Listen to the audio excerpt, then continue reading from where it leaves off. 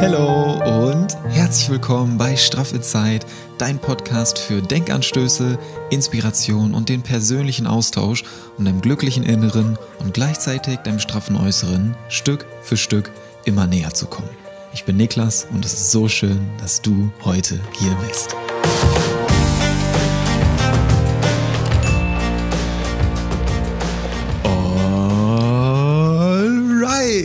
Neue Woche, neue Energie, neue Podcast-Folge. Ich freue mich so sehr, dass du heute wieder da bist, dass wir zusammen in die neue Woche starten können. Und heute sind wir beide, du und ich, nicht alleine. Denn wir haben wieder einen wundervollen Interviewgast am Start, und zwar Michael Ehlers. Es ist mir so eine Freude, so eine große Ehre, dass Michael heute hier im Podcast Straff in Zeit zu Gast ist, dass wir über die Kunst der Rede sprechen, mit dem Schwerpunkt auf der Redeangst, mit dem passenden Umgang mit der Aufregung vor Präsentationen, vor Vorträgen, vor Reden. Und es ist wirklich sehr, sehr, sehr, sehr schön, dass er sich heute die Zeit nimmt und mit uns darüber spricht. Für alle, die Michael Ehlers nicht kennen, googelt das sehr, sehr gerne mal. Ich habe euch unten in den Shownotes auch den ein oder anderen Link hinzugefügt. Ganz kurz, Michael Ehlers ist Rhetoriktrainer seit 3 Jahrzehnten mittlerweile, ist Speaker, super sympathischer Mensch und Autor und Musikfan und Moderator, ist so vieles. Einfach eine super inspirierende, wertvolle und sympathische Persönlichkeit. Deswegen freue ich mich umso mehr, dass er heute hier im Podcast zu Gast ist. Ich möchte gar nicht viel zu viel drumherum reden, sondern lass Michael und seine Energie gleich einfach für sich sprechen. Ich wünsche dir ganz viel Freude, lehn dich zurück, genieß dieses inspirierende Gespräch und nimm die Inhalte, die Impulse daraus für dich mit. Ganz viel Freude mit Michael Ehlers. Michael, ich danke dir, dass du dir heute die Zeit nimmst, dass du mit uns hier heute über die Kunst der Rede sprichst. Und ich heiße dich von Herzen willkommen bei Straff in Zeit, Michael Ehlers. Schön, dass du da bist. Ja, freue mich sehr, Niklas. Klasse, danke. Richtig, richtig schön. Und um ganz entspannt reinzustarten, direkt die Frage an dich: Was sind 3 Wörter, die dir spontan einfallen, um dich selbst zu beschreiben? Mutig, angstfrei und verrückt. Interessante Kombination. Ja. Welches trifft da so am ehesten zu? Verrückt natürlich. Natürlich. Um das zu machen, was ich so mache, und um überhaupt Unternehmer sein zu können, musst du ja schon verrückt sein, ein bisschen. Und ich mache ziemlich viele neue Sachen, habe natürlich auch viel Unsinn gemacht in meinem Leben, also Dinge, die nicht funktioniert haben. Und ich mache es aber mit Freude, und von daher ist das okay. Ja, sehr schön. Du hast es gerade schon gesagt, was du so machst. Und Rhetoriktrainer, Speaker, Autor, Moderator, das steht alles so auf deiner Website. Ich würde nochmal ganz mutig Musikfan, leidenschaftlicher Musikfan hinzufügen, wenn ich mir so deine Instagram-Seite und Stories angucke. Aber die Frage an dich: Wer bist du und wie verbringst du so deinen Tag? Was machst du gerne?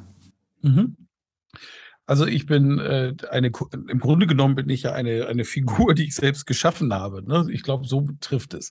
Meine Leidenschaft ist natürlich, dass ich Rhetoriktrainer bin, und ich habe eine echte Mission, und die heißt, echtem Wissen und echtem Können eine Stimme zu geben. Das ist eine unglaublich notwendige Disziplin, und von meiner Sorte gibt es viel zu wenige. Denn wir leben in einer Kultur, die kulturell introvertiert ist, mit einer Anzahl von Menschen, die zu 57% im deutschsprachigen Kulturkreis extravertiert sind. Also extravertierte Menschen in einer introvertierten Kultur, da ist die kognitive Dissonanz des Individuums quasi von Geburt an dabei. Und in unserer Kultur gibt es so Sätze wie: stell dich nicht in den Mittelpunkt, spiel dich nicht so auf, die viele Kinder leider in der Kindheit gehört haben. Und dann kommt der Rhetoriktrainer und sagt: stell dich in den Mittelpunkt und spiel dich auf. Und zwar immer dann, wenn du etwas weißt und wenn du etwas kannst. Und viel zu oft schweigen die Menschen an diesen Stellen. Und es ist wirklich meine Mission, dafür stehe ich jeden Morgen mit viel Kraft und Energie auf, Menschen das näher zu bringen, dass sie Rhetorik erlernen, rhetorische Werkzeuge haben, damit sie das, was sie wissen und das, was sie können, einfach auch an den Mann und an die Frau bringen können.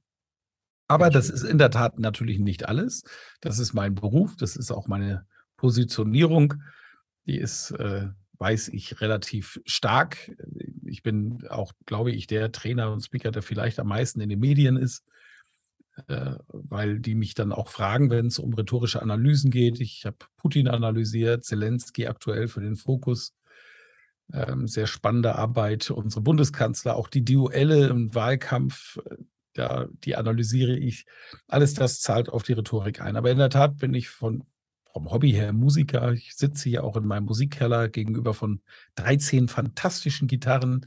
Jedes für sich ein Schmuckstück. Da steht aber auch noch ein Elektroschlagzeug, ein Elektropiano und eine Bassgitarre. Also hier könnte sofort eine Band starten. Und ich habe jetzt diesen Sommer, wie jeden Sommer, 1. Augustwoche, ein Musikfestival moderiert über 11 Tage, was mir sehr viel Freude bereitet. Dann bin ich noch Papa von 2 wunderbaren Töchtern, 28, 29 und 16 Jahre alt, selbe Mutter. Und mit der lebe ich immer noch zusammen und wir sind sehr happy. Und das ist auch noch nicht längst alles, aber ich will deinen Podcast nicht sprengen. Ich danke dir, dass du uns hier so offen mitnimmst in dein Lebenswerk und freue mich wirklich sehr, dass du heute hier bist und dass du auch so offen darüber sprichst und Inspiration mit uns teilst. Das ist wirklich sehr schön. Um direkt daran anzuknüpfen, was du gerade gesagt hast, weil da ist ein Wortpaar drin gewesen, was bei mir das ein oder andere Fragezeichen aufgeworfen hat und vielleicht bei dem ein oder anderen Zuhörer, der Zuhörerin auch, und zwar die kognitive Dissonanz. Mhm. Was genau bedeutet das? Ja, jedes Mal, wenn du frustriert bist über irgendetwas, dann ist der Auslöser dieser Frustration eine kognitive Dissonanz. Du musst dir das so vorstellen. Kommunikativer Erfolg ist eine Funktion. Ich drücke das jetzt ganz wissenschaftlich aus in einer Formel. Ja, also E, Klammer auf, K.O., Klammer zu, ist gleich F, eine Funktion. K.O. steht für kommunikativ, E für Erfolg, gleich eine Funktion, F von, jetzt wieder Klammer auf, Z, I, Klammer zu, Z für Zielsetzung, Ziele und I, Identifikation mit diesem Ziel. Also als Fließsatz, kommunikativer Erfolg ist eine Funktion, und zwar die Funktion von Zielsetzung und Identifikation mit diesem Ziel. Wir haben bewusste und unbewusste Ziele in unserem Leben. Das liegt daran, dass wir natürlich unbewusste Programme haben, die laufen. Glaubenssätze, die uns unsere Eltern, unsere Kultur in den Kopf gepflanzt hat, Dinge, die wir für richtig halten. Und mit diesen Dingen identifizieren wir uns mehr oder weniger. Mit Herz und mit Verstand. Es gibt Ziele, die wir mit dem Verstand für richtig erachten, aber wo das Herz nicht mitgeht. Es gibt Ziele, da weiß das Herz, das ist richtig, aber der Verstand sagt, das geht gerade nicht, aus welchen Gründen auch immer. Und sobald das passiert, also wir nicht mit Herz und Verstand einem Ziel folgen, löst das eine kognitive Dissonanz aus und damit Frust. Und mit diesem Frust müssen wir umzugehen lernen. In der Rhetorik ist es so, dass wir eben, wie besprochen, in einer introvertierten Kultur leben, in der es wertvoll ist, bodenständig zu sein, nicht abgehoben zu sein, sich nicht in den Mittelpunkt zu stellen und dann ein Teil dieser Gesellschaft zu sein, zu funktionieren in diesem System. Wenn man in eine Firma kommt, ist oft das Erste, gerade bei großen Unternehmen, was man lernt, sei still, spiel dich nicht so auf, gewöhn dich erstmal an die Spielregeln, bevor du dich hinstellst. Und jetzt siehst du vielleicht schon Dinge, wo du einfach weißt, dass die falsch sind, aber sagen wir an der Stelle was, wir sagen nichts. Und wir haben innerlich jetzt eine kognitive Dissonanz, also Frust. Und jetzt gibt es eben auch unterschiedliche Charaktere, die unterschiedlich mit dem Frust umgehen können. Manche können das sehr gut und manche können das gar nicht. Und entsprechend macht das dann auch etwas mit den Menschen bis hin, dass es zu wirklichen, echten psychischen Problemen kommt. Und mein Thema ist es eben, Menschen, egal ihrer Herkunft, ihres Wissens, ihres Know-hows, jeder Mensch kann was, jeder Mensch weiß was, denen eine Stimme zu geben, damit sie sich entsprechend ausdrücken können. Warum hilft das? Über den Ausdruck reproduzieren wir uns als Mensch. Über den Ausdruck lernen wir uns selber kennen, dadurch, dass wir mit anderen Menschen kommunizieren. Über den Ausdruck können wir sogar unsere Ziele anpassen und besser kennenlernen. Über den Ausdruck können wir auch herausfinden, wenn ich eine Sache schon kognitiv verstanden habe, also der Verstand sagt, die Sache ist richtig, kann ich über den Ausdruck, über die Kommunikation und den Austausch mit anderen herausfinden, findet mein Herz das auch gut, mein Gefühl. Und wenn beides übereinander passt, dann haben wir ein ziemlich gutes Leben und finden innere Stärke. Und Rhetorik ist da unabdingbar. Vielen Dank. Ich glaube, da waren schon sehr, sehr viele Punkte drin, womit nicht nur ich mich ganz gut identifizieren kann. Und ich möchte mit dir gerne heute über die Kunst der Rede sprechen. Und du hast gerade auch schon den ein oder anderen Punkt besprochen oder thematisiert, wo ich gleich gerne noch tiefer mit dir einsteigen möchte. Aber um vielleicht die Zuhörerinnen und Zuhörer da mal mitzunehmen, warum wir jetzt gerade hier sitzen. Vor ungefähr 3 Wochen war das Greater Festival in Köln in der Lanxess Arena. Und da habe ich dich auch wieder gespannt auf der Bühne beobachtet bzw. verfolgt und war wie immer auch neben den Greater-Videos oder Gedankentanken-Videos sehr inspiriert und gefesselt von deiner Rede. Weil ich finde das total inspirierend bei dir, dieser Mix aus Gelassenheit, Euphorie und die Klarheit, mit der du so deine Botschaft vermittelst. Und diese kleine Prise von Humor, die dann auch immer noch mit dabei ist.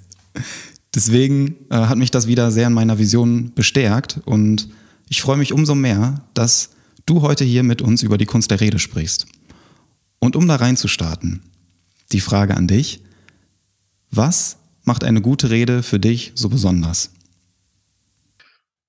Eine gute Rede lebt von dem Rhetor, also der Figur, der Person, dem Menschen, die sie hält. Das ist der Punkt.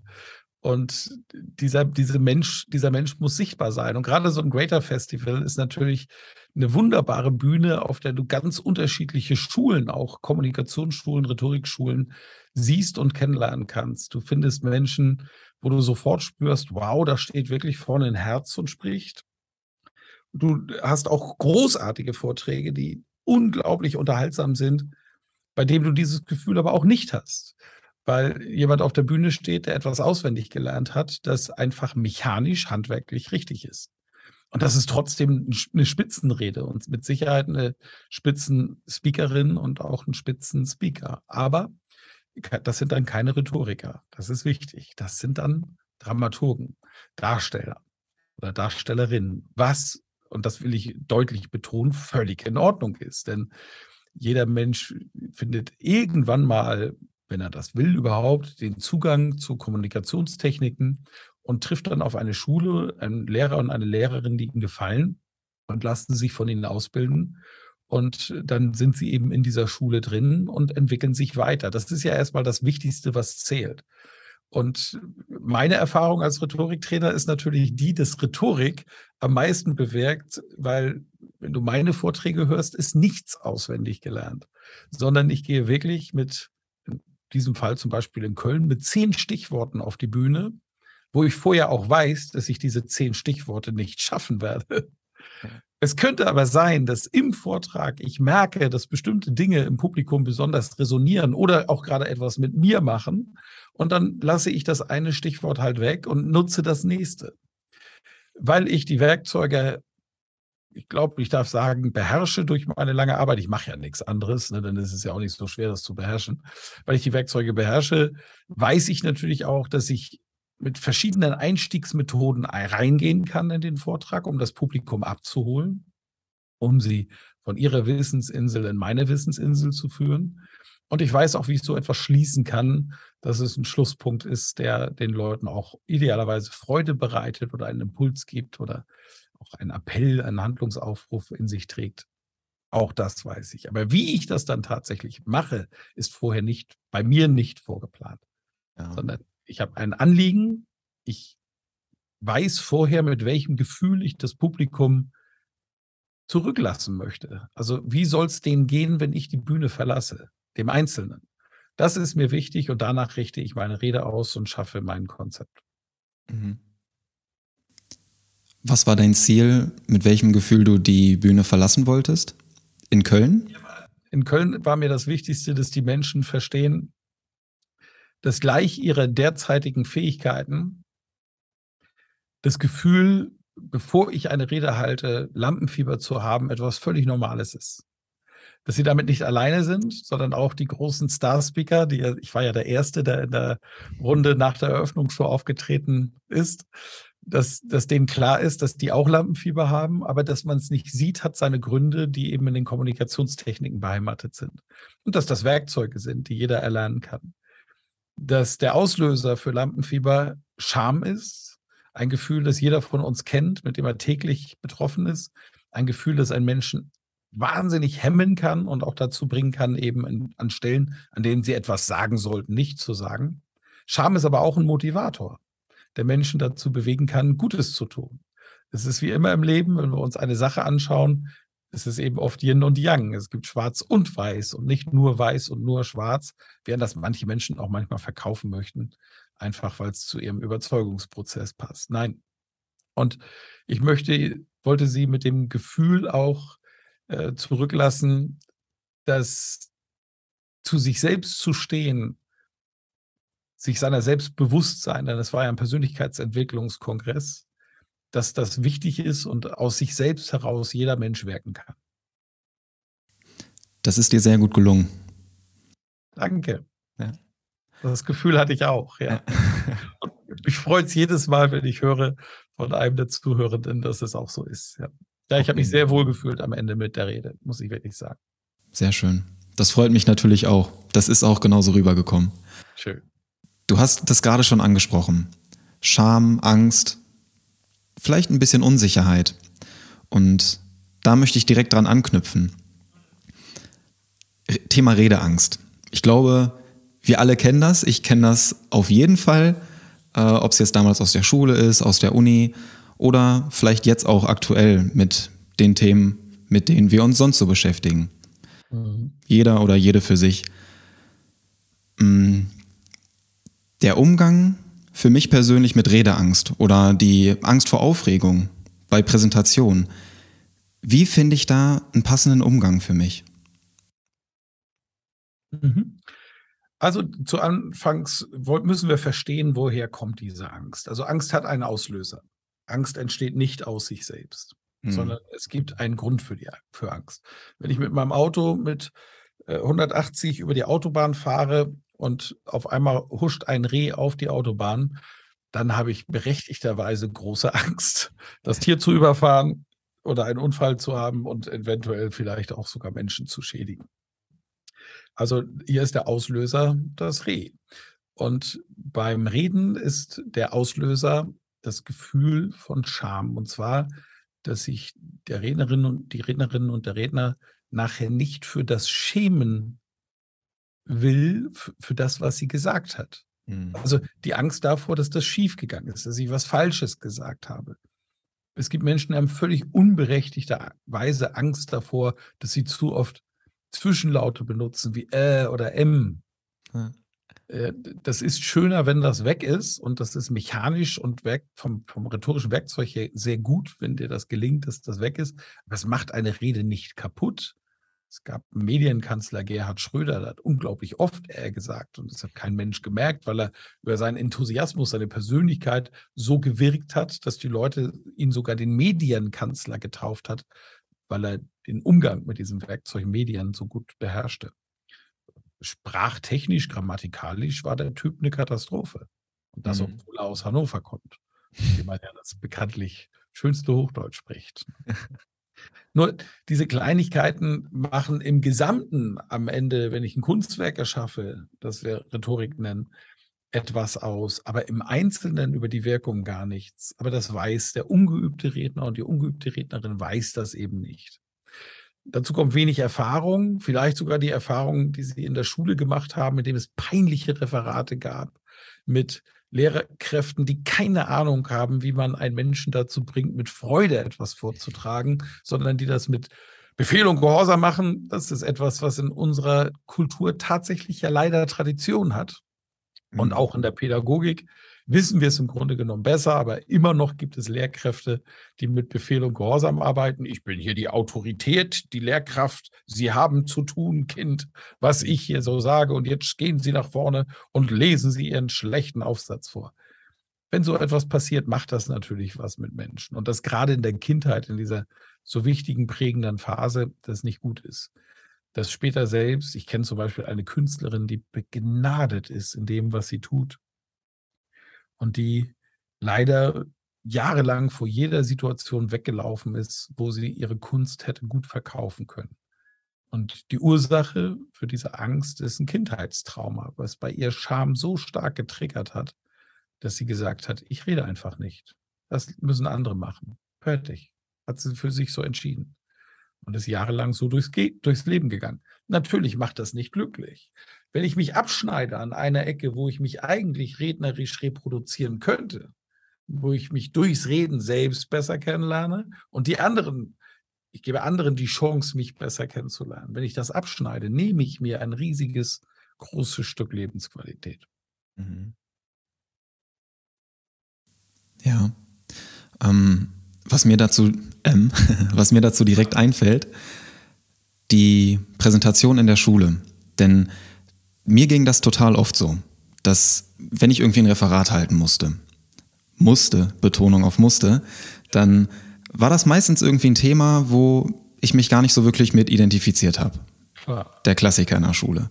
Das heißt, ich habe vor dem Referat eigentlich schon Herzrasen gehabt, dass ich mir gedacht habe, boah, das Thema verstehe ich eigentlich gar nicht wirklich, aber ich muss jetzt ein Referat darüber halten und während des Referates habe ich mir die ganze Zeit nur gedacht, boah, bitte wird nachher irgendwie keine Frage gestellt und hoffentlich sagt einfach nur jeder, ja, alles cool, war gut. Lehrerin sagt, Niklas, setz dich wieder hin, alles gut. Und meine Frage dazu, weil jetzt ist das so, wenn ich über die Selbstverwirklichung spreche, über Dankbarkeit, über diese innere Freude, über das, was mich wirklich glücklich macht und beschäftigt, womit ich mich gerne beschäftige, dann fällt mir der Umgang mit der Aufregung und Redeangst an sich wesentlich leichter, als das damals der Fall war. Und daraus resultierend jetzt die Frage, wie gehe ich mit Aufregung um oder wie finde ich da einen passenden Umgang, wenn der Inhalt, den ich vermitteln möchte, gar nicht mein Interesse ist. Ja, genau. Und grundsätzlich beispielsweise bei Führungskräften passiert das sehr häufig und gerade bei Führungskräften in großen Organisationen, dass die Firmenleitung etwas beschlossen hat, an das ich nicht glaube, wo ich keine persönliche Überzeugung habe, es aber jetzt zu meiner Aufgabe gehört, es vor meinen Mitarbeitenden positiv zu verkaufen. Mhm. Und jetzt muss ich meiner Rolle gerecht werden, denn dafür bin ich angestellt und bezahlt. Und das ist übrigens in Ordnung. Es ist in Ordnung, an der Stelle auch etwas zu verkaufen, von dem ich nicht überzeugt bin. Mhm. Und jetzt greift die Rhetorik.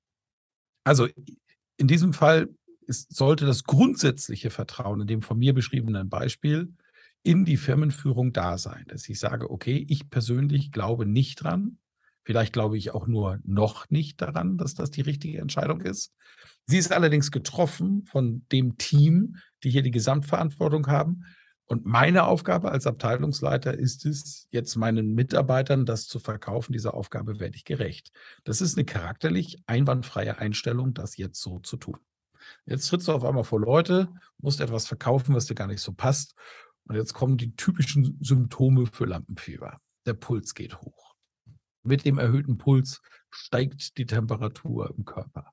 Schweißperlen bilden sich auf der Stirn, unter den Achseln und in den Handflächen. Die werden auch klamm.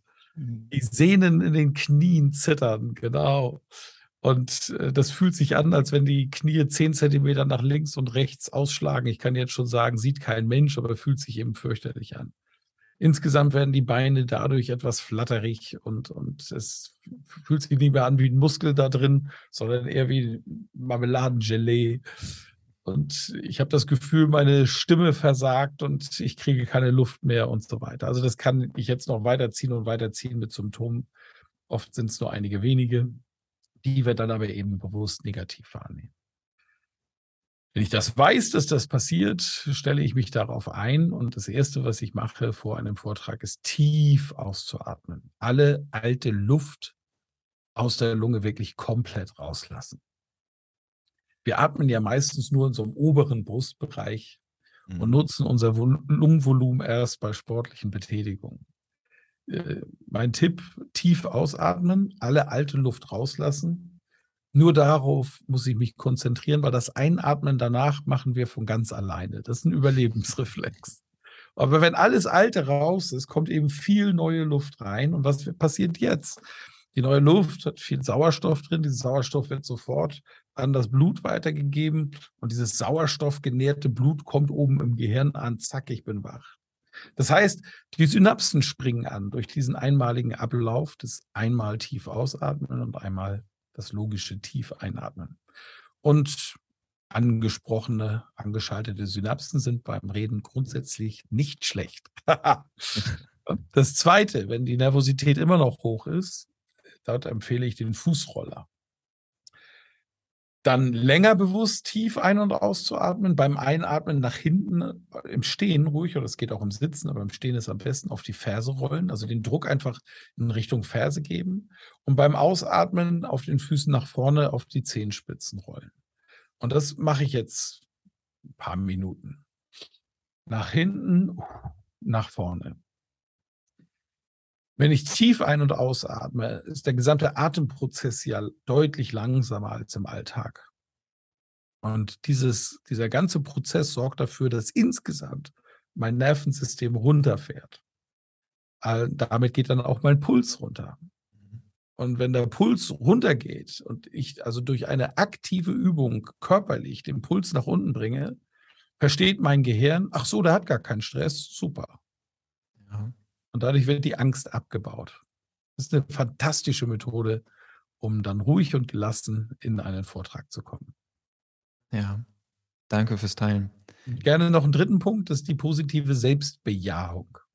Mhm. Ja? Also sich klar zu machen, gut, ich habe mich vorbereitet, dazu hat man sich idealerweise tatsächlich vorbereitet, dass du weißt, was du sagst, was du präsentierst, ja? Dass du dich erinnerst an Redelösungen, Redeaufgaben, die du gut gelöst hast und sagst, Mensch, hat ja schon 1000-mal gut funktioniert, jetzt wird es heute auch gut funktionieren. Und dass du dir positive Sätze in deinem Gehirn beamst, das hilft. Ja.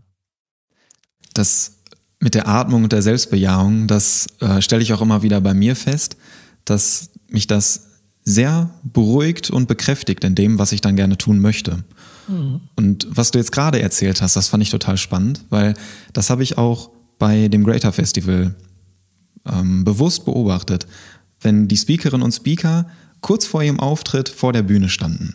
Ja. Und dann am Geländer da gewartet haben, um die 5 Stufen hochzugehen zur Bühne und dann ihrer Energie freien Lauf zu lassen. Ja. Wie verhalten sich die einzelnen Menschen vor ihrem Auftritt? Was machen sie? Ja, sind sie eher so ein bisschen ruhiger oder wie ein Tobias Beck das zum Beispiel auch in seinem Podcast immer erzählt hat und was ich jetzt auch beobachten konnte, steht da, ist erst bei sich, klopft sich auf die Brust, ja, hypt sich auf und bringt die Energie in den Körper.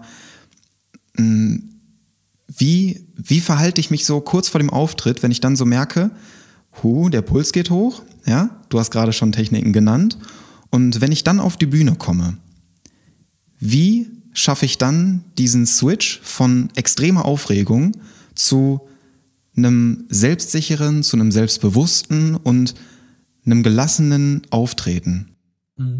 Genau.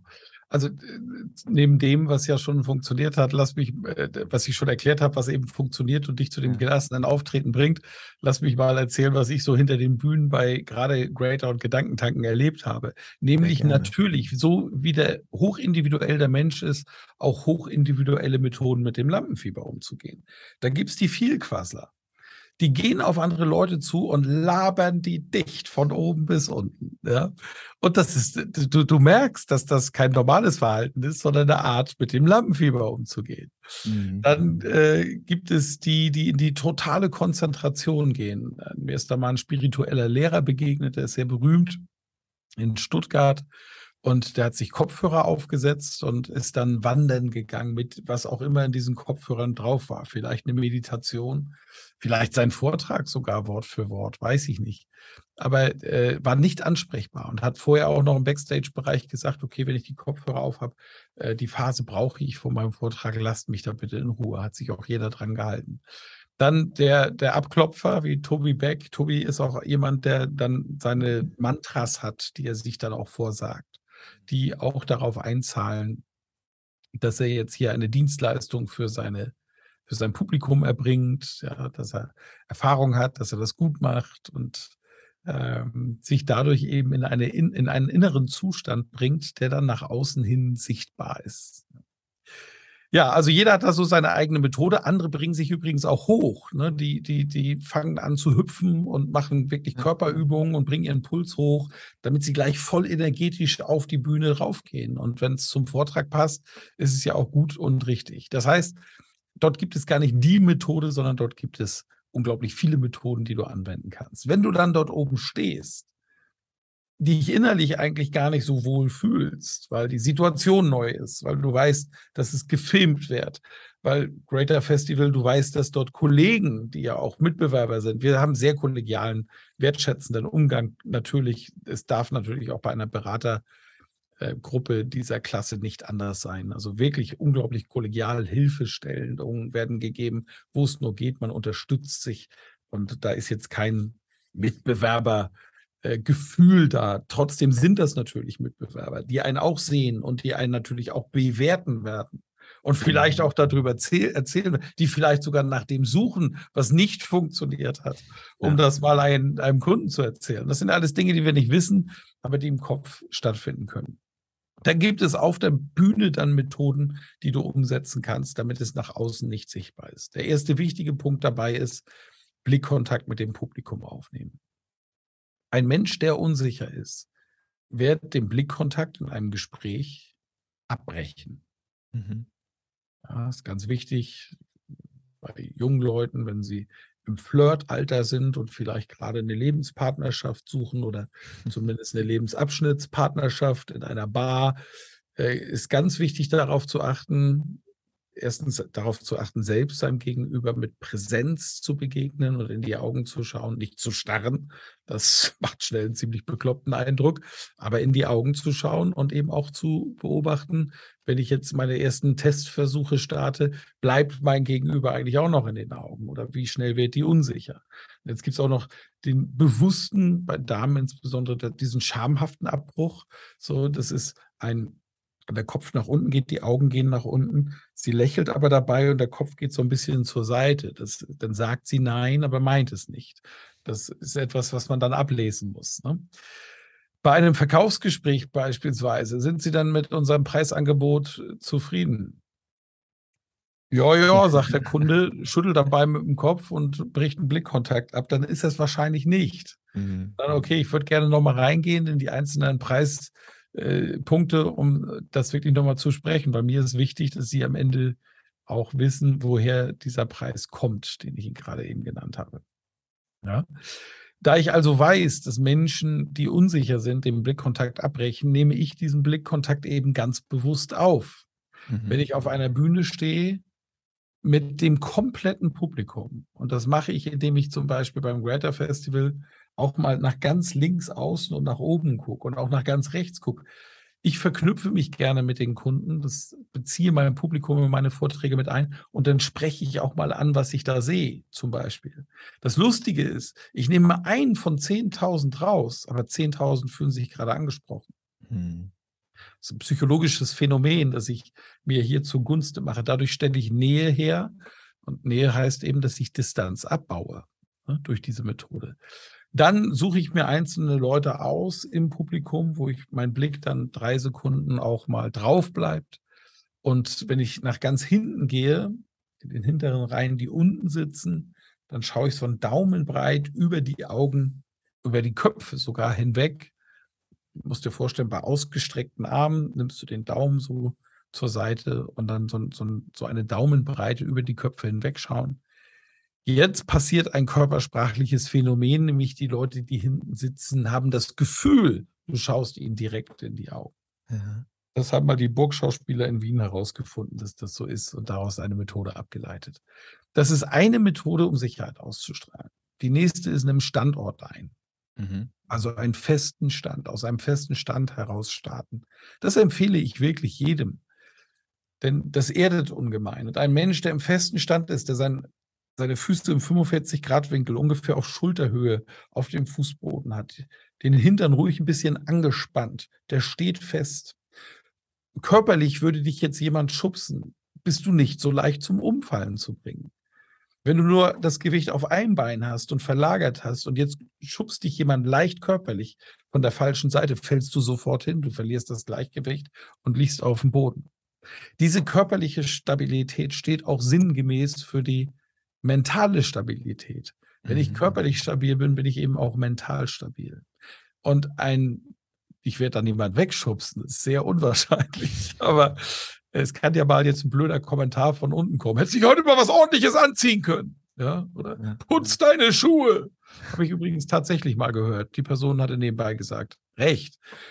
Ich bin über den Schotterplatz gelaufen. Das ist mir nicht, ich war unachtsam. So. Und wenn du jetzt nicht in deiner Mitte ruhst, mit einem festen Stand, kann dich sowas eben auch umhauen. Und der feste Stand hilft dir selbst Sicherheit zu geben. Und dadurch, dass du dir selbst Sicherheit gibst, strahlst du diese Sicherheit wiederum nach außen aus. Mhm. Der nächste Punkt, den ich dir mitgeben kann, ist eine authentische, zu Menschen passende Gestik. Und dazu fängst du idealerweise aus einem neutralen Bereich an. Denn Menschen, die jubeln im Stadion, ein Tor bejubeln, die reißen die Hände komischerweise alle nach oben. Wenn jemand sagt, vorsichtig musst du da sein, dann gehen lustigerweise die Handflächen nach unten und auch oft die Hände in den unteren Bereich. Daraus haben Kommunikationsforscher abgeleitet, dass der untere Körperbereich der negative Körperbereich ist, der mittlere Körperbereich rund um den Bauchnabel der neutrale und der obere brustaufwärts der positive Körperbereich ist. Tatsächlich kann ich mir dieses Wissen zunutze machen, indem ich eben im neutralen Bereich anfange, den Daumen beispielsweise in eine Handfläche lege, das ungefähr so eine Handbreit über dem Bauchnabel. Darauf achte, dass meine Ellenbogen frei schwingen und nicht am Körper kleben. Das wäre blöd, würde doof aussehen. Also die müssen frei sein. Und jetzt fange ich an, mit nächster Punkt, um Sicherheit auszustrahlen, Begeisterung zu sprechen. Also das, was meine Persönlichkeit mir an Enthusiasmus gibt, auch in diese Rede hineinzupacken. Und jetzt passiert etwas. Völlig automatisch werden sich deine Hände bewegen. Dadurch, dass du im neutralen Bereich startest, ist der Weg zu einer negativen Aussage, und ich warne Sie davor, negative Aussage, Handflächen nach unten, die Hände gehen oft in den unteren Bereich. Ich warne Sie davor, dieses Thema zu missachten in Zukunft. Denn für sich wird sich unglaublich viel lösen. Zack, gehen die Hände in den positiven Bereich, die Handflächen drehen sich nach oben. Und das passiert alles normal authentisch. Bei einem introvertierten Menschen sind diese Bewegungen eher klein, gesetzt, passieren vielleicht tatsächlich nur so rund um das Zwerchfell herum.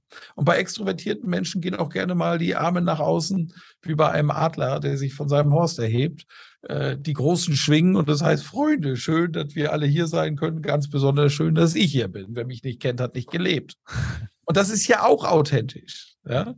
So, und darum geht es im Endeffekt, dass ich sicher wirke auf andere Menschen, wenn ich mich meiner Persönlichkeit entsprechend auch auf der Bühne bewege und artikuliere. Direkt die Frage dazu.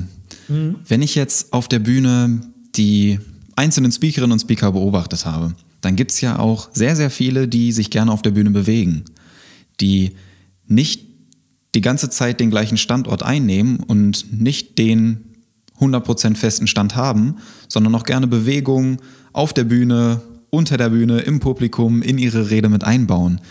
Was hat das zu bedeuten? Das ist völlig okay. Und es ist auch, das sage ich auch über meinen Teilnehmenden, seid immer achtsam. Startet eure Rede bitte von einem festen Stand heraus. Denn wenn du gut in eine Rede reinkommst, das ist erstmal das Wichtigste. Bei vielen Rednerinnen und Rednern ist es so, das Reinkommen, das muss mir gelingen, und danach gebe ich meinen Inhalt ja schon preis und dann läuft's. Aber der erste Eindruck ist in der Rhetorik in der Tat einfach auch entscheidend. Wenn ich jetzt eine 90-Minuten-Keynote halte und stehe dort im festen Stand mit angespannten Hintern, sagt das Publikum am Ende, toller Vortrag, schade die Sache mit seinen Beinen. Ne, so ungesund sah der gar nicht aus. Es ist unnatürlich. Natürlich ist, dass wir uns bewegen. Klug ist es, wenn du die Bühne als dramaturgisches Element nutzt. Ich starte in der Mitte vorne meinen Vortrag mit einer authentischen, angemessenen Gestik und Mimik. Und dann bringe ich eine These und diese These untermauere ich jetzt mit einem Bild, das ich über eine Anekdote oder eine Metapher darstelle. 2 rhetorische Figuren. Und dabei erzähle ich eine Geschichte zum Beispiel aus meinem Privatleben. Und diese Geschichte hat auch durchaus Humor, das ist eine lustige Geschichte, dadurch bleibt sie im Kopf, zaubert meinen Zuhörenden ein Lächeln ins Gesicht. Jetzt gehe ich von der Mittelpunkt weg, so ein bisschen nach rechts. Vielleicht nehme ich sogar eine Hand in die Tasche, setze ein Schmunzeln auf und sage, pass auf, ich habe da mal eine schöne Anekdote für dich. Ja? Folgendes ist passiert. Meine Tochter steht in der Küche, Punkt, Punkt, Punkt und weiter. Dann ist die Geschichte fertig erzählt und ich komme zu meiner nächsten These im Vortrag. Jetzt stelle ich mich wieder an diesen Standort hin, von dem ich gestartet bin, meinen Vortrag, in der Mitte, wieder fester Stand, Hintern zusammenkneifen und sage, meine Lieben, Folgendes ist mir wichtig. Mhm. Erkläre die nächste These und wenn ich sie jetzt untermauere, wieder mit einer Anekdote, Geschichte, dann gehe ich in die andere Seite, nach links. Habe die Geschichte fertig erzählt, meine Metapher bedient. Und wenn ich das nächste Mal wieder in die Mitte gehe, brauche ich gar nicht mehr sagen, Niklas, Folgendes ist mir wichtig. Weil das hat das Publikum verstanden. Wenn der Redner dort steht, kommt der nächste Punkt, ist etwas, wo er meine Aufmerksamkeit braucht. Genau das passiert dann auch. Wenn du so etwas einübst, dann machst du dir deine Bühne zu einem dramaturgischen Element. Und du kannst alleine mit der Art und Weise, wo du wie stehst, die Aufmerksamkeitsspanne deines Publikums bewegen. Ja, super wertvoll. Vielen Dank fürs Teilen, fürs Mitnehmen. Bei der Geschichte, bei der Anekdote, wo du das gerade gesagt hattest mit der Küche, da fällt mir natürlich direkt die Kinderriegel-Geschichte ein, die du das ein oder andere Mal eingebunden hast. Hast gut aufgepasst. Total schön, also für alle, die das interessiert. Ich werde unten in der Videobeschreibung in den Shownotes mal das ein oder andere Video verlinken und schaut es euch einfach mal an, wenn euch die Kinderregelgeschichte interessiert. Ja, unbedingt. Was ich hier gerne noch einbringen möchte. Ich habe ja gestern noch die Story hochgeladen mit dem Fragesticker. Das hast du ja auch gesehen. Und ich habe mir 2 Fragen rausgesucht, die ich hier gerne noch mit einbringen möchte. Mhm. Und zwar Frage Nummer 1. Was mache ich, wenn ich einen Blackout habe? Klassisches Thema beim Referat, Präsentation, vielleicht auch sogar bei einer professionellen Rede. Und ich weiß auf einmal gar nicht mehr, was ich sagen möchte, geschweige denn, was mein Thema ist. Vielleicht kriege ich noch so meinen Namen raus. Was mache ich dann? Genau. Erstens muss ich verstehen, dass das völlig normal ist. Ich komme aus der Ordnung. Das passiert schon mal. Das passiert gerade auch oft durch Begeisterung. Also ich habe ja schon erklärt, dass es mir immer sehr wichtig ist, in meinen Vorträgen auch mit dem Publikum zu interagieren und dadurch entsteht natürlich etwas. Ich setze meinen gesamten Vortrag einem Risiko aus mit jeder Interaktion, weil Interaktion mit Menschen, die ich vorher noch nicht kannte, viele Überraschungen bringen kann. Positiv wie negativ. Eine besonders positive hatte ich mal in meiner Wahlheimat Bamberg bei einer Veranstaltung. Da bin ich in meiner Rolle als Fischverkäufer Hein Hansen aufgetreten. Ja. Das ist ein sehr lustiger Vortrag. Das ist schon Vortragskabarett, kann man sagen. Und ich gehe in einen Wortwechsel mit einem der Teilnehmenden und das Ding eskaliert. Das wird lustig. Die Leute hatten Spaß. Ein Wort gab sich das andere und das Publikum hat gelacht. Und während das Publikum so richtig laut lachte, habe ich gedacht, wo bin ich? Wer bin ich? Was mache ich hier gerade? Und ich wusste es wirklich nicht. Also ich habe komplett den roten Faden verloren. Als ich an mir runtergeschaut habe, habe ich gesehen, ich habe das Fischverkäuferkostüm an. Damit war klar, es ist ein Hein-Hansen-Vortrag.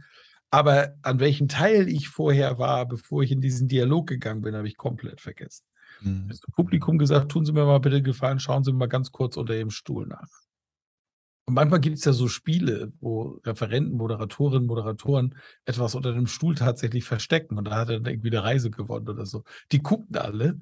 Und wenn die ihre Stühle hin und her geräumt haben, bin ich nach vorne gegangen zu meiner Präsentation und habe auf die Folie geguckt, die gerade präsentiert wurde. Und die nächste Folie, ich habe so einen Vorschau-Monitor, wo du immer die aktuelle und die nächste Folie siehst. Und ach ja, alles klar. Und dann kam das alles wieder zurück. Ja. Und das Publikum schaute mich erstaunt an. Ne? Hat jetzt jemand was gewonnen? Ich sage, hat jemand von Ihnen roten Faden gesehen? Weil ich habe meinen gerade verloren. Riesenlacher, weiter im Programm. Kann es allerdings nur einmal machen, ne? Ist klar. Zweite Nummer. Ne? So, das ist einer der Wege, wie du damit umgehen kannst. Die bekannteste Methode ist das einfach nochmal, weil es mir so wichtig war. Ich bin in einem Vortrag, habe vergessen, an welche Geschichte, welche Anekdote habe ich gerade erzählt, wo stecke ich gerade. Und jetzt gehe ich einfach 2 Schritte zurück, 1 oder 2 Schritte zurück an einen Punkt, an den ich mich noch erinnern kann. Und sage dann, meine sehr verehrten Damen und Herren, liebe Freunde, weil es mir so wichtig ist, gerne nochmal. Und erkläre die Geschichte, die ich gerade eben schon erklärt habe. Und das wird dazu führen, dass ich wieder an den Punkt komme, wo ich dann weitererzählen kann. Da wird es mir mit Sicherheit einfallen. Im Regelfall wird es dir früher einfallen, weshalb du die Geschichte, die du wiederholst, einfach nur verkürzen kannst. Auch übrigens aus einem neuen Blickwinkel heraus. Und dann wirkt das wirklich wieder wie eine Wiederholung, die wir vom Schulunterricht kennen. Getreu dem Motto, Repetition is the mother of all skills. Ja, Wiederholung ist die Mutter allen Lernens. Das muss wohl sehr wichtig sein, wenn der Referent, die Referentin das nochmal sagt. Das merke ich mir jetzt. Ne? Dann wirkt es wie eine Methode. Ja. Der dritte Punkt ist natürlich, ist einfach zugeben, zu sagen, Donnerwetter, ich habe jetzt gerade so einen Spaß mit ihm, ich habe leider kurz den Faden verloren. Ich würde sogar das leider weglassen. Ich habe den Faden verloren. Lassen Sie mich mal ganz kurz nach vorne zu meinem Stichwortzettel gehen. Alles klar. Oder ich frage das Publikum, was habe ich eben gesagt? Haben Sie aufgepasst? Was habe ich eben gesagt? Ja, Sie haben das und das gesagt. Also danke. Danke, ich weiß wieder, wo ich war. Auch Lacher produziert, ne? Auch wieder die Aufmerksamkeit reinholen, ne? Ja, na klar. Ja. Vielleicht sogar auch ein rhetorisches Mittel, um die Aufmerksamkeit hochzuhalten oder das Publikum interaktiv damit einzubinden in die Rede, oder? Ja, generell. Das ist, wir nennen das den Sie- und Du-Standpunkt, das Einbeziehen der Zuhörenden. Die Zuhörenden möglichst zu einem Teil deines Vortrags zu machen. Bei langen Keynotes ist das unabdingbar. Also bei halbstündigen, 45-minütigen, meine sind meistens 90 Minuten lang, ist es unabdingbar, mehrfach das Publikum zum aktiven Teil deines Vortrages zu machen. Ja. Ich würde gerne noch die zweite Frage mit einbringen. Die fand ich nämlich auch ganz spannend, gerade so in Bezug auf die letzten Jahre. Was ist der Unterschied für dich oder gibt es einen Unterschied zwischen der Live-Rede vor Publikum, vor physisch anwesendem Publikum oder einer Rede, die online stattfindet? Ja, massive Unterschiede. Die Kamera nimmt dir 80% deiner Wirkung. Ja. Das heißt, das, was ein Mensch ausstrahlt, was er fühlt, trägt er mit sich mit seiner Mimik, mit seiner Gestik. Und im Raum sind wir eben im Raum. Das heißt, ich nehme die Person im Raum wahr. Beim Online-Vortrag habe ich die Mattscheibe vor mir, wie beim Fernsehen schauen. Und aus 3D wird 2D. Und diese Kamera klaut dir halt wirklich Emotionen. Und ich habe ja die großartige, die hat auch die Rednernacht moderiert, Schauspielerin Yvonne de Barg zur Bühnenrednerin ausgebildet. Sie ist heute auch meine erste Ansprechpartnerin, wenn es um Online-Trainings geht. Und die sagt ganz klipp und klar Overacting. Das heißt, übertreibe. Mehr Mimik, mehr Gestik, deutlicher. Auch mal, ne, es gibt viele, die sagen, das darf man nicht machen. Im Gegenteil, tu's bitte. Auch mal in die Kamera zeigen. Auch gerne mal mit dem Finger reingehen, weil dadurch, dass ich jetzt auch mit dem Objektiv interagiere, passieren einfach Sachen zwischenmenschliche. Da drüben wird jemand auf einmal aufmerksamer. Ja. So, was passiert hier? Und es gibt diese alte Pädagogik, die sagt, das ist unprofessionell. Nein, im Gegenteil, das ist hochprofessionell. Alles, was mein Publikum anregt, indem es die Aufmerksamkeit schärft, indem das Publikum aktiv Dinge auch, die passieren, nicht nur inhaltlich, sondern auch Dinge, die passieren, hinterfragt, aktiviert das Publikum und damit sind sie dann eben ein Teil meines Vortrages geworden. Auch sprachlich, online, Überacting, ich habe es jetzt ja gerade vorgemacht, also noch deutlicher akzentuieren, noch kraftvoller sprechen. Und auch die Pause, wie ich es eben gemacht habe, noch bewusster einsetzen. Mit der entsprechenden Mimik und Gestik. Dann kriege ich die Power, die ich auf der Bühne mit meinem normalen Wesen zeige, durch das Overacting auch online transportiert. Ja, total schön, dass du das nochmal so angesprochen hast, denn das ist auch eins der größten und wertvollsten Learnings oder die wertvollste Erfahrung für mich gewesen auf dem Greater Festival, diese Energie wirklich live zu spüren. Ja. Weil wenn ich mir vorher die Videos oder die Impulse von euch oder von den diversen Rednerinnen und Rednern bei YouTube angeschaut habe, dann bin ich ganz ehrlich, konnte ich da den Inhalt besser mitnehmen. Ja. Aber, und das ist ganz wichtig, die Energie, die habe ich gar nicht so krass gespürt. Und das untermauert ja das, was du gerade gesagt hast. Ja, und die Energie in der Arena wirklich live zu spüren, das hat viel, viel lauter gesprochen, als die Worte das jemals könnten. Ja, super. Und das war eine super magische Erfahrung, finde ich. Ja, gebe dir vollkommen recht. Ja. Meine Frage, die ich noch an dich habe. Wir haben jetzt gerade über die Kunst der Rede, über das, was die Rede ausmacht, über die Redeangst gesprochen, über einen selbstsicheren Auftritt, digital, physisch anwesend. Wie kann ich denn das, was dann während der Rede passiert oder vor der Rede, wie kann ich mich dann darauf vorbereiten? Wie kann ich das denn schon jetzt zu Hause trainieren, damit es dann in dem Moment vielleicht gar nicht so schwer fällt? Also zielt die Frage auf den Inhalt jetzt ab? Die Frage zielt so darauf ab, wie kann ich mich quasi darauf vorbereiten? Was kann ich machen, damit die Angst oder die Aufregung in dem Moment, kurz bevor der Rede, mich gar nicht so krass packt oder dass ich so weiß, was ich machen kann. Okay, gut. Also wieder in Richtung Lampenfieber. Ja, genau. Hier gebe ich dir jetzt den wichtigsten Tipp mit: Akzeptiere es doch einfach, bitte. Ja. Also es ist doch nichts Schlimmes, Achtung vor dem Publikum zu haben. So hat es mal ein großer deutscher Showmaster gesagt, Dieter Thomas Heck. Lampenfieber ist nur Achtung vor dem Publikum. Das ist doch was Positives. Das heißt, hier alleine die Perspektive zu ändern, ist doch schon etwas Schönes. Schlimm wäre es nämlich tatsächlich, Niklas, wenn du überhaupt gar kein Lampenfieber hättest und gar keine Aufregung. Ja. Dann könnte es ein Hinweis darauf sein, dass es dir dein eigener Vortrag egal ist, weil dir zum Beispiel dein Publikum egal ist. Das wäre schlimm, dann solltest du gar nicht auf die Bühne gehen, aus meiner Sicht. Oder noch schlimmer, du bist ein Psychopath. Auch nicht schön. Ne? Dann wirst du entweder Konzernchef oder kommst in den Knast als Serienmörder. Ja? So, von daher das zu akzeptieren und diese Energie auch dankbar anzunehmen. Thomas Gottschalk hat mal ein Interview gegeben, in dem er gesagt hat, ich habe kein Lampenfieber. Und da ich ihn ein bisschen kenne, habe ich gedacht, das glaube ich nicht. Das ist ein empathischer Typ. Sein Witz, der in der Unterhaltungssendung an den Tag legt, liegt daran, dass er Situationen aufnimmt und lesen kann, sogar ein bisschen vorausschauen kann, was passiert als nächstes bei meinem Gast. Und weil er das kann, haut er zwischendrin so Sprüche raus, wo auch jeder weiß, das kann der nicht geplant haben. Nein, der ist witzig. Und der hat tatsächlich in einem Interview gesagt, Lampenfieber habe ich nicht. Ich habe gedacht, was? Das wurde dann auch die Überschrift. Im Fließtext dann wurde es klar, Lampenfieber habe ich nicht. Bei mir ist das, Achtung, was anderes. Ja, okay. Was ja nur heißt, da ist auch was.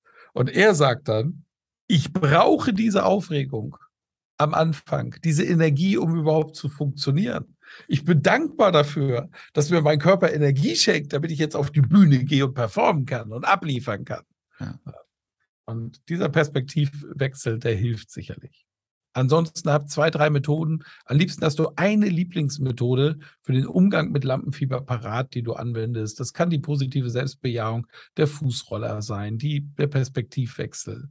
Du kannst Kniebeugen machen, habe ich auch schon gesehen hinter der Bühne. Meditieren. Da wird es bei dir, bei jedem einzelnen der Zuhörenden aus deinem Podcast etwas geben, was helfen kann. Sehr schön. Vielen, vielen Dank fürs Teilen. Und bevor wir gleich Richtung Ende unseres schönen Gesprächs kommen, möchte ich gerne ein kleines Gedankenexperiment mit dir machen. Ja. Und zwar, passend zu unserem Thema, passend zu deinem Thema, möchte ich, dass du dir gerne vorstellst, du hast die Chance, vor einem Millionenpublikum zu sprechen. Was ja gar nicht so unwahrscheinlich ist, was vielleicht sogar schon passiert ist. Ob das digital online ist, ob das live in einer riesengroßen Arena ist, auf einem Highway, das ist dir überlassen. Du stehst vor diesem Publikum. Das Problem ist, oder die Herausforderung, du darfst nur einen einzigen Satz sagen. Quasi 18 Minuten Redezeit bei Greater. Was möchtest du den Menschen gerne mitgeben? Der beste Augenblick ist immer jetzt. Wenn es ein einziger Satz sein soll. Ja. Ja. Sehr schön. Was bedeutet dieser Satz für dich? Naja, dass wir im Jetzt leben. Wir sind oft mit den Gedanken in der Vergangenheit und auch in der Zukunft und haben, was die Zukunft angeht, oft Ängste. Abraham Lincoln hat mal gesagt, ich nehme mir jeden Tag 20 Minuten Zeit für meine Sorgen und mache in der Zeit ein Nähkästchen. Sehr, sehr kluger Mensch muss das gewesen sein. Ne? Weil wenn wir unsere Ängste und Sorgen anschauen, stellen wir fest, dass die meisten einfach unbegründet sind. Aber das hat was mit unserer deutschen Denkkultur zu tun. Wir sind sogenannte Mismatcher, Menschen, die über Dinge, die nicht funktionieren, eben ins Funktionieren kommen. Das ist eine sehr, sehr, sehr spannende Theorie hier aus der Lernwissenschaft. So, deswegen sind wir eben oft negativ und grübeln auch sehr viel über Dinge, die nicht funktionieren können. Aber über dieses Grübeln, über die Zukunft, über dieses, habe ich das in der Vergangenheit richtig gemacht, hätte ich das nicht anders machen können? Mein Gott, was hätten wir zwei alles besser machen können in unserem Leben? Anders, wie wir noch produktiver, noch erfolgreicher gewesen wären. Ich weiß das alles, nur ändern können wir es nicht mehr. Ja? Die Vergangenheit ist so, wie sie ist. Sie ist passiert. Wir haben die Fehler gemacht, die wir gemacht haben. Wir haben Dinge gut gemacht, die wir gut gemacht haben. Hoffentlich davon mehr. Ist gut fürs Karma. Und die Zukunft, die passiert.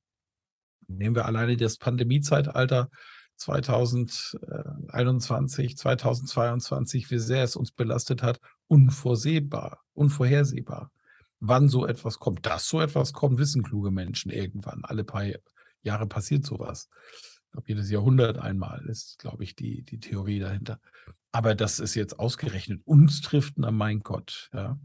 Und Ängste und Sorgen hatten dann viele. In meinem Freundeskreis, Umfeld, auch im Kreise der Trainer und Speaker, kann ich nur sagen, atemberaubend, wie die Unternehmer und Unternehmerinnen insgesamt auf einmal gezeigt haben, wie sie mit Problemen umgehen. Denn unglaublich vieles wurde unglaublich gut gelöst. Und das ist doch wichtig. Wir Menschen haben Begabungen, wir haben Fähigkeiten. Es ist wichtig, dass wir die freisetzen. Und damit bin ich quasi wieder beim Ausgangspunkt meiner Mission, echtem Wissen und echtem Können eine Stimme zu geben.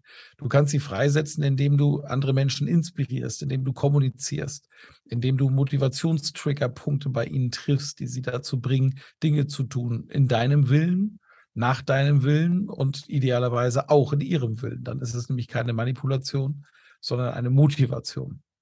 Und wir müssen eben mehr im Hier und Jetzt leben, die Dinge hinnehmen, wie sie sind, dankbar hinnehmen, wie sie sind und dann das Beste daraus machen. Und Kommunikation ist der Schlüssel bei der Umsetzung. Danke.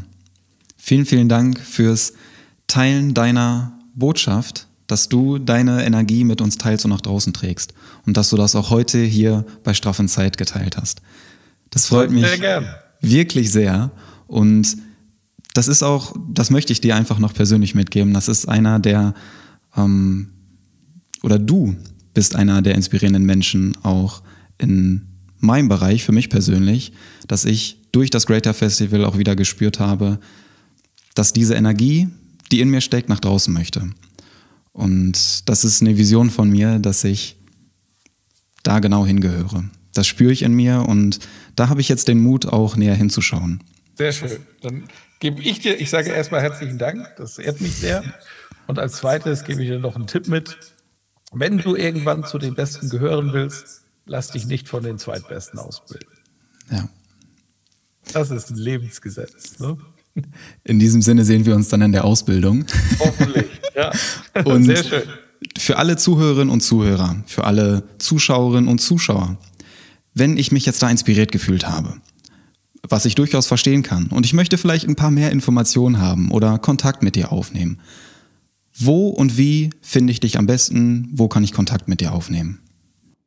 Also es gibt zwei soziale Netzwerke, auf denen ich sehr aktiv bin. Das eine ist Instagram, Michael Ehlers Rhetorik, jeweils mit einem Unterstrich. Und das zweite ist LinkedIn, auch dort einfach nach Michael Ehlers Rhetorik suchen und du wirst auf alles kommen, was es da so gibt. Und dort teile ich wahnsinnig viel Content. Ich bin ja Buchautor. Mein 8. Buch ist jetzt am 1.9.2022 erschienen, Social Audio. Herzlich willkommen am digitalen Lagerfeuer. Ich erkläre dort, wie ich es geschafft habe, mit Social Audio, der Funktion von Clubhouse, LinkedIn Live Audio Event oder Twitter Spaces, sechsstellige Umsätze zu machen, indem ich einfach mein Wissen geteilt habe mit Menschen über Expertengespräch. Quasi das, was du jetzt machst als Podcast, als Aufzeichnung live. Das mache ich dort regelmäßig im Rhetorikclub. Und wie sowas funktioniert, das ist alles in diesem Buch niedergeschrieben. Das heißt, ich nehme meine Erfahrung gerne, ich schreibe sie auf, ich schreibe Artikel, ich analysiere tagtägliche Dinge. Und ich glaube, zumindest weiß ich, dass es da viele gibt, die das gerne machen, die diesen Content gerne aufnehmen. Und da seid ihr in LinkedIn und so, bei Instagram bei mir auf jeden Fall richtig. Dann gibt es 2 Websites. Das eine ist der-Rhetoriktrainer oder auch michael-ehlers.de, führt zur selben Website. Dort sind meine Seminare auf Mallorca unter anderem beschrieben, meine Vorträge zu finden. Und es gibt iRhetorik. iRhetorik ist das erste Online-Training, 6 Wochen Trainingsprogramm mit Virtual Reality, wo die Menschen Rhetorik trainieren können, wann und wo immer sie wollen. Und völlig schambefreit, weil es keine Gruppenarbeiten gibt, wo andere mich angucken. Ich arbeite in einer völlig simulierten Welt mit einer intelligenten Brille, die mir eine Rückmeldung gibt zu meiner Redestärke, Redegeschwindigkeit, Lautstärke, Modulation. Sind die Sätze kurz genug? Alles das und noch viel mehr misst die Brille und gibt dir nach jeder lustigen Redeübung, das funktioniert so ein bisschen wie so ein Videospiel, gibt es dir eine Rückmeldung und sagt dir, wo du gerade stehst. Ein hochmodernes Produkt, was sehr viel Freude bereitet. Also www.iRhetorik, sprich iRhetorik wie iPhone, iRhetorik.de. Und da 37% der Menschen es falsch schreiben, lass mich noch sagen, bei Rhetorik gehört das H hinter das R. Vielen, vielen Dank. Ich Sehr weiß gerne. Auf jeden Fall schon, welches Buch ich mir als nächstes vorbestellen werde. Sehr schön. Und freue mich darauf. Ich freue mich auf alles, was kommt und danke dir von Herzen, dass du dir hier die Zeit genommen hast, deine Botschaft mit uns geteilt hast und wünsche dir weiterhin alles Liebe. Vielen, vielen Dank. Hat mir viel Freude gemacht und bin sehr gespannt auf weitere Folgen aus deinem Podcast. Vielen, vielen Dank. Alright. Wow. Wow. Ich bin immer noch ganz geflasht, ganz berührt von diesem wahnsinnig wertvollen Interview, von den Impulsen, die Michael uns hier mitgegeben hat. Und bin sehr gespannt, was du aus dem Gespräch mitnehmen konntest. Lass mich das sehr, sehr gerne mal wissen und ob dir das Gespräch vielleicht auch bei deiner Redeangst geholfen hat, bei deiner Aufregung vor Präsentationen, vor Referaten, die du in Zukunft halten wirst, dass du jetzt ein paar Tipps mit an die Hand bekommen hast, wie du dann konkret in dieser Situation damit umgehen kannst. Mir hat es auf jeden Fall geholfen und ich bin schon sehr gespannt, das bei meinem nächsten Vortrag, bei meinem nächsten Interview vielleicht auch mal zu testen. Und in diesem Sinne, lass mich das sehr, sehr gerne wissen, welchen Impuls heute du für dich mitgenommen hast. Lass Michael und mir da gerne deine Gedanken als Feedback da und die Folge findest du auch mit Video bei YouTube. Niklas Mohlfeld, die ist dann am Dienstag da online und ich wünsche dir einen wundervollen Tag, eine wundervolle Woche, ganz viel Energie für dich und als kleiner Reminder für dich, Happy Inside ist gleich straff Outside. Danke, dass du hier bist. Du bist ein wundervoller Mensch. Dein Niklas. Ciao.